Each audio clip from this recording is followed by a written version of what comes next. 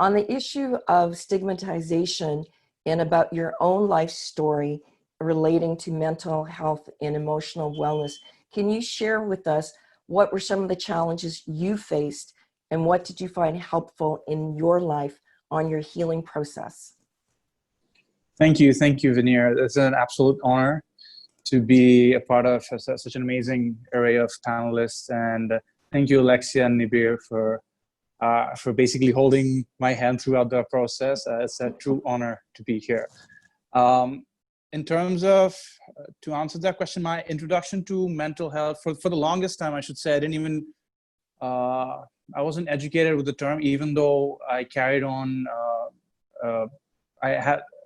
there were signs of different sorts of mental illnesses in me.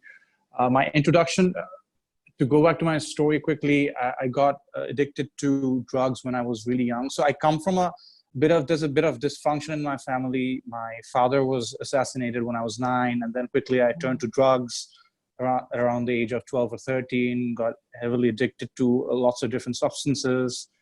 And at that point in time,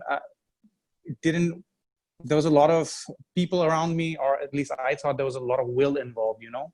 I thought it was my weakness, or I thought it was just like, I didn't have the right focus. That's why I was addicted to drugs.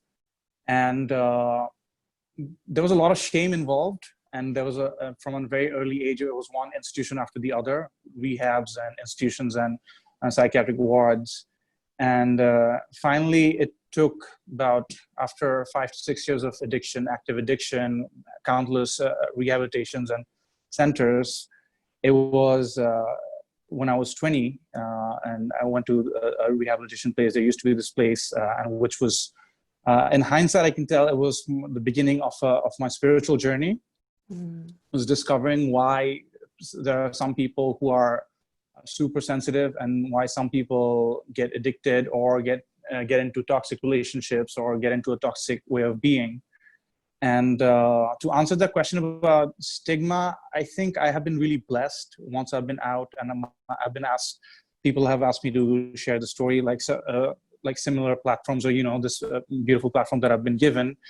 I say there's a lot of divine grace and there's a lot of luck, I believe, and there's a lot of things that I don't understand, but I don't think there's ever been I don't really remember an instance where someone was like, oh, you were an addict. There's always been a lot of love, and there's always been a lot of encouragement when I've gone for a job interview.